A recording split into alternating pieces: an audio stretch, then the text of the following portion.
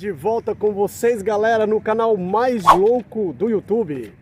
Louco, mas é claro, por Jesus. E hoje nós vamos estudar a lição de número 8. A paz do Senhor, meus queridos, a paz do Senhor, minhas queridas. Estaremos estudando a lição de jovem de número 8. A tentação de fugir do julgamento de Deus. Texto base da nossa lição está em Jeremias 17:5. Assim diz o Senhor: maldito o homem que confia no homem, e faz da carne o seu braço, e aparta o seu coração do Senhor. Resumo da lição: os israelitas deveriam aceitar o julgamento de Deus, mas foram tentados a buscar a ajuda dos egípcios, por isso foram repreendidos pelo Senhor. O nosso comentarista, ele divide a lição em 3 pontos principais, né? No nosso primeiro tópico nós temos o cenário em Judá. E o terceiro, maldito é o homem que confia no homem. Aliás, o segundo ponto. E o terceiro e último ponto, é melhor confiar no Senhor. A nossa lição, né, o texto bíblico está em Jeremias, capítulo 17, versículo 1 ao 10. Tá? Na nossa introdução, na lição deste domingo, veremos que Jeremias, um dos profetas de Israel, exortou o povo, mostrando o perigo de se abandonar ao Senhor e ceder à tentação de pedir ajuda aos homens. Veremos que o povo de Israel tentou fugir do julgamento de Deus por seus pecados, imaginando que o que estava por vir era somente uma nação tentando subjugá-los, mesmo o Altíssimo tendo os advertido. Eles seguiram o seu caminho, pagando o preço determinado pelo Senhor. Então Jeremias, ele dá uma advertência ao povo. No primeiro ponto, ou no primeiro tópico, cenário em Judá. Qual era o cenário em que Jeremias profetizou? No primeiro subponto, Jeremias e seu ministério. Jeremias é conhecido como profeta chorão. Jeremias 9:1. Essa designação não se dá por acaso. Ele viveu e profetizou nos últimos dias de Judá, mesmo sendo chamado para o ministério profético ainda jovem. Teve a maturidade e a ousadia de proclamar a palavra de Deus para o seu povo, ainda que fosse mal visto e injustiçado. Ele chegou a ser levado ao Egito forçadamente, mas manteve a sua postura de obediência a Deus. Sua profecia traz um tom moderado, atingido pelo pesar de quem viu o seu próprio povo em desobediência constante. Lamentações 1:8. Jeremias viu igualmente o julgamento de Deus chegando. Lamentações 2:2. Seu lamento se dá não apenas porque o seu povo não creu no que Deus dissera, mas também porque ele viu o julgamento divino acontecendo diante de si. Como nós vemos no relato bíblico, Jeremias começou seu ministério ainda jovem, foi chamado pelo Senhor a profetizar. E eu acredito que muitas vezes a nação de Israel não dava crédito por sua tenra idade, mas Jeremias manteve firme e foi muito responsável naquilo que Deus lhe falava, e ele profetizou o castigo de Israel porque eles estavam pecando contra Deus. Eles estavam confiando no Egito e prostituindo contra Deus, adorando outros deuses, certo? E Deus ia mandar o castigo iminente e a punição ia vir pelos babilônicos, pelo rei da Babilônia. Então Jeremias profetiza, mas eles não dão crédito. Eles não dão crédito, eles desprezam ele, né? E Jeremias começa a chorar porque Deus não só falava com ele, mas mostrava o cenário que ia acontecer com o seu povo, né? O terrível castigo que ia ser dado pela mão dos babilônicos, né? Mas Israel preferiu confiar na força, né, do exército do Egito, no braço do homem, né, porque tinha soldados muito valentes, e eles acreditaram que aquela nação babilônica, né, os babilônicos vinham só subjugá-lo porque eles eram uma nação poderosa. E não havia nada a ver, não tinha nada a ver com a profecia de Jeremias, não era Deus que estava castigando, eles achavam que estava tudo bem, certo? Mas Jeremias vê a situação, Deus dá-lhe certamente a visão e ele lamenta. E por isso ele foi chamado o profeta chorão. No segundo subponto, Deus adverte o seu povo sobre o juízo. Nem sempre o que o Senhor diz tem um caráter agradável aos ouvidos humanos. Antes que os hebreus entrassem na terra prometida, Deus os havia advertido para que não seguissem o mesmo caminho do povo que estava sendo desolados de Canaã. Deus prometeu bênção e proteção se obedecessem, mas igualmente juízo se não andassem nos seus caminhos. Sempre é bom ouvir a respeito das bênçãos de Deus, e elas são para os que temem e obedecem. Mas para os que andam em desobediência, como esperam que Ele estenda sua mão para abençoar, não permitindo que as consequências dos atos do povo se materializassem no julgamento que Ele havia séculos antes. Deus envia o profeta para dizerem que o povo deveria se arrepender de seus pecados, mas eles não foram ouvidos. O próprio Senhor Jesus disse acerca da cidade santa em seus dias: Jerusalém, Jerusalém, que mata os profetas e apedrejam os que te são enviados. Lucas 13:34. Então o nosso Deus, Ele não nos pune antes de nos avisar.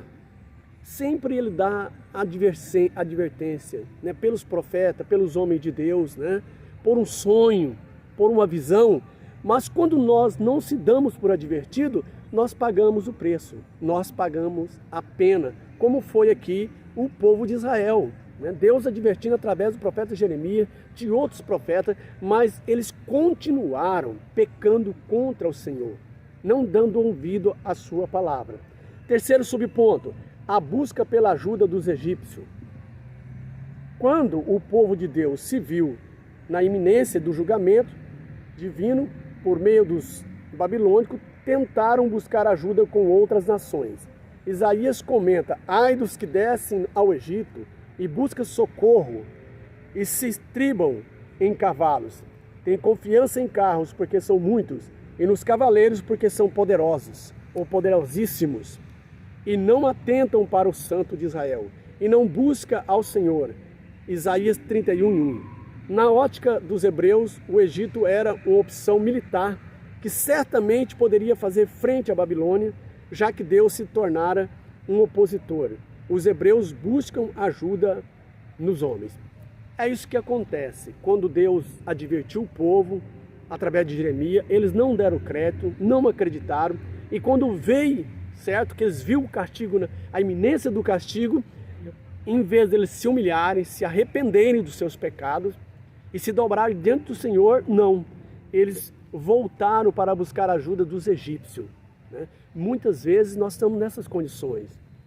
Deus está nos provando, está trazendo uma correção para que nós nos arrependemos do nosso pecado, e ao invés de nós voltarmos para Ele, nós buscamos solução para o nosso problema no médico, né? No político, certo? Em outras autoridades, confiando no homem. Mas Isaías diz: maldito aquele que confia no homem, o homem que confia no homem. Foi o que aconteceu com os israelitas. Confiaram no Egito por ter um exército poderoso e acreditando que eles poderiam livrar eles da mão do rei da Babilônia. E foram punidos porque ali era permissão divina. Avançando para o nosso segundo tópico. Maldito o homem que confia no homem. Primeiro subponto. Contanto com a ajuda dos homens para fugir do que Deus determinou. Jeremias havia escrito uma carta para o povo, orientando a se sujeitar à Babilônia, que já haviam invadido Judá, obrigando-o a pagar impostos e oferecer reféns da casa de Israel para serem levados cativos. Entre esses reféns encontra-se Daniel e seus amigos. Após 3 anos, o rei Joaquim decidiu se rebelar, mesmo tendo sido advertido pelas profecias de Jeremias. Então veio o segundo cativeiro de Judá, quando Nabucodonosor colocou Zedequias para governar. Zedequias então vai buscar apoio no Egito. A sujeição à Babilônia deveria ser vista como uma sujeição à disciplina de Deus, mas para um povo que não ouvia ao Senhor, também não perceberia que o julgamento deveria ser aceito por ter sido enviado pelo juiz de toda a terra. Uma vez que o castigo veio, já tinham sido invadidos, estava sitiado pela Babilônia, em vez de Israel recorrer a Deus, mais uma vez, agora eles vão recorrer, ao invés de eles submeterem, melhor dizendo, ao rei da Babilônia, eles não submeteram. E o rei da Babilônia confiou e colocou Zedequias como ali um segundo dele, administrando a terra no seu posto mesmo de rei, mas que ele fosse submisso, pagasse os impostos para ele e que o povo ficava submisso à Babilônia. Deixaram eles ali. E Jeremias aconselha que eles obedeçam à ordem do rei da Babilônia. Mas eles foram rebeldes. Eles traíram, o rei traiu o rei da Babilônia, mesmo Jeremias divertindo ele, e foi atrás do rei do Egito. E quando o rei da Babilônia descobriu, então agora ele castiga, acirra o castigo sobre o povo de Israel. Avançando para o segundo subponto, do segundo tópico. Maldito o homem que confia no homem. Deus usa Jeremias e diz: assim diz o Senhor, maldito o homem que confia no homem, e faz da carne o seu braço, e aparte o seu coração do Senhor. Jeremias 17:5. Esse versículo é bem claro. Maldito aquele que precisa passar pela disciplina de Deus, mas busca ajuda em recursos e capacidades humanas para fugir do julgamento divino. O Todo-Poderoso julgaria Israel de forma ainda mais grave, e o Egito seria derrotado também. Eles não seriam malditos somente por desobedecerem a Deus, mas por buscar auxílio em pessoas de carne e osso, contando com exércitos e carros de combate, que seriam inócuos ao que Deus já havia determinado. Então o castigo agora não seria mais só pela sua rebeldia em deixar a Deus e adorar outros deuses nas nações, mas agora porque eles estavam confiando em homem. Maldito o homem que confia no homem, que confia no seu braço. Nós temos que confiar no nosso Deus. Ele tem todo o poder. Ele é o Todo-Poderoso. Se Ele não puder nos ajudar ou não quiser nos ajudar, não tem ninguém que nos ajuda. E essa é a razão de nós não largarmos de nosso Deus. Não confiar em homens, mas confiar no Todo-Poderoso. Israel entrou pelas esquerdas, deixando o Deus poderoso e partindo para homens que eram falhos e mortais. Terceiro subponto do segundo tópico. Para se afastar do Senhor. Não bastava desobedecer ao Senhor e depositar sua confiança nos homens, os israelitas ainda se afastaram de Deus. É curioso como as pessoas vivem do abismo, de abismo em abismo, ou de glória em glória. Os habitantes de Judá deveriam aceitar o cativeiro como um ato de misericórdia divina, mas se distanciaram do Senhor. Eles não somente rejeitaram os mandamentos de Deus, mas também os juízos. A ajuda humana sempre será bem-vinda quando há união entre os irmãos. E se essa união não estiver em desacordo com o que Deus determinou, mas no caso dos hebreus que já haviam perdido a proteção divina, aquela confiança não apenas ia contra o que o Todo-Poderoso havia determinado, mas acrescentava juízo ainda maior. Os homens podem ser auxiliadores uns dos outros, mas jamais podem substituir o lugar de Deus para ser a força de outras pessoas. Israel estava buscando na fonte errada. Além de o povo ter outro Deus diferente, e eles abandonarem a Deus e confiar nos egípcios, não era da mesma nação, não serviam o mesmo Deus, eles desprezaram o Senhor, preferiram confiar em homem. E não devemos, nós temos que confiar em nosso Deus. É lógico que o auxílio humano, quando é vindo de Deus, é bom, mas quando é vindo de outras partes que não tem a ver com Deus, ele traz prejuízo, e foi o que aconteceu com Israel.